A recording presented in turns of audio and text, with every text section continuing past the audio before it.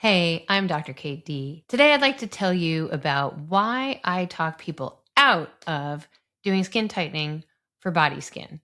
This is part 4 in my series of why I say no or why I talk people out of things, because I feel like the industry spends a lot of time talking people into things that either they don't need or are not going to help, or it's just not worth the money. So here's my latest pet peeve is body skin tightening. So, a really great example is someone like me who's had twins. My twins are 21 years old now, and I am 58 years old, and I've got some loose skin in my belly. So, why not? I've done skin tightening for my face. Why not my abdomen or why not my arms? I mean, I work out, but. And so, here's the thing is that there are different kinds of skin tightening. So I've talked about this many times before. There's the kind where you do heating from the outside, and there are lots of devices that do that. It's okay. It's not great. It gets a little bit of tightening. So we used to have a device called Exelis Ultra that did that. The kind of OG device that used to do that, that's ancient by now, is called Thermage. There's a lot of other skin tightening devices that heat the skin from the outside.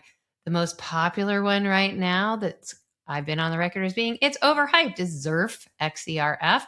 There's Softwave, there's Everest, there's all those. Okay. So the way those work is they heat the skin from the outside, and the heat turns the fibroblasts on and causes them to make some collagen. Okay. It's not gangbustery. It's not bad.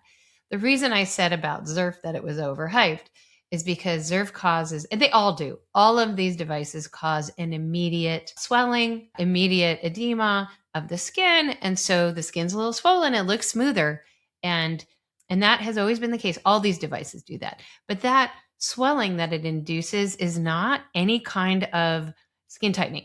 What that is swelling, and that goes away in a day or two. And all these people are pretending that that's some sort of immediate result. That's fake. Okay, that's a lie. All right, that goes away. Now they do work a little bit. They stimulate the fibroblasts. So I really prefer RF microneedling for skin tightening. Why?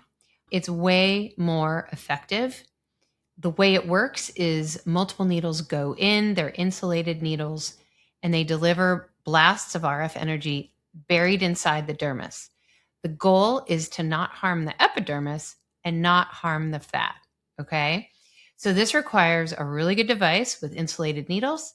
It requires a really safe device that gives you accurate placement of those needles so you don't go too superficial and not too deep. And it also requires an expert operator who knows what they're doing and is not going to harm you. Okay. But done properly, this is super effective for skin tightening. Okay. And I've done many of these treatments myself, and it really works. Okay. And typically we recommend around one procedure per decade of life that you've lived. So the year I turned 50, I did 5 of them, and I've been doing one every 6 months ever since. And I think it works well on the face and neck. Why? Because the face has a lot of tuck points. Okay. It's not that loose. Okay. Once it's super duper loose, hard to make a big dent in that. Okay. But if it's a little bit loose, it's easy to tighten. Okay. And if you get a 10 to 15% tightening, okay, which would be pretty great, you're going to notice that on the face. Okay. Neck also. Now, the problem with the body is that the body tends to be way more stretched out and has no tuck points. Okay. I'm not going to show you my post twin belly. It's not horrible considering, but still, I'm not going to show you that. But you can all imagine what that might look like. Okay. There's not a lot of tuck points. Okay. The abdomen is large and there's nowhere where the skin is attached to a bone the way it is on your face. Right. And so there's a lot of loosey-goosey skin, and typically, especially if you've lost weight with GLP-1s, there's a lot of loose skin and a lot of laxity there. And if you had a 10 to 15% improvement in that, would that really make a big enough difference for you to really think it was worth it?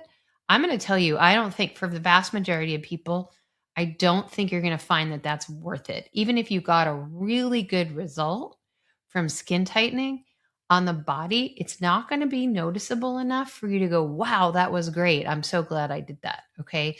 You're going to take a lot of treatments to accomplish something that will be sort of barely noticeable. So, although I think RF microneedling is great for skin tightening, and I think that the RF heating and other kinds of heating, there's ultrasound as well, there's some other kinds of heating, those work okay. They're not terrible, but none of those devices is going to give you something super satisfying on the body, whether it's your thighs or your belly or your arms. I have tried this on the belly and arms, and actually I have done thighs on one patient.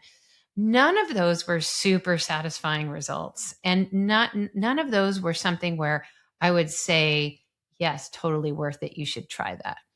And I do think that there are a lot of practitioners out there who are like, it's so great. And they sell you anything because they want to sell you stuff.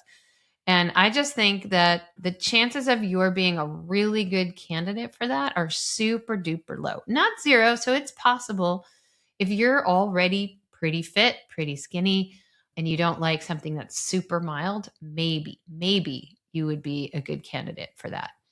But in my book, doing skin tightening for the belly, thighs, arms, I don't think it's worth it. Where I think it's really fantastic is face, neck, and actually décolleté, because as you can tell, I mean, it's hard to have a lot of loose, hangy skin on your chest. I think it's really good for that. I don't do it for chest very often in my practice because most people don't need that. Usually, laser resurfacing of that area is mostly what people are looking for to deal with the surface appearance of it, but it doesn't necessarily need tightening, right? But for neck and face, I think that RF microneedling is the way to go. And for belly, arms, legs, I honestly think that is a surgical problem. The best thing to do is to see a plastic surgeon who has a lot of experience dealing with that kind of surgery of excess skin. So that's my hot take. I talk people out of it. So if you're thinking about doing some kind of skin tightening outside of your face and neck, think twice and maybe get a second opinion from a plastic surgeon.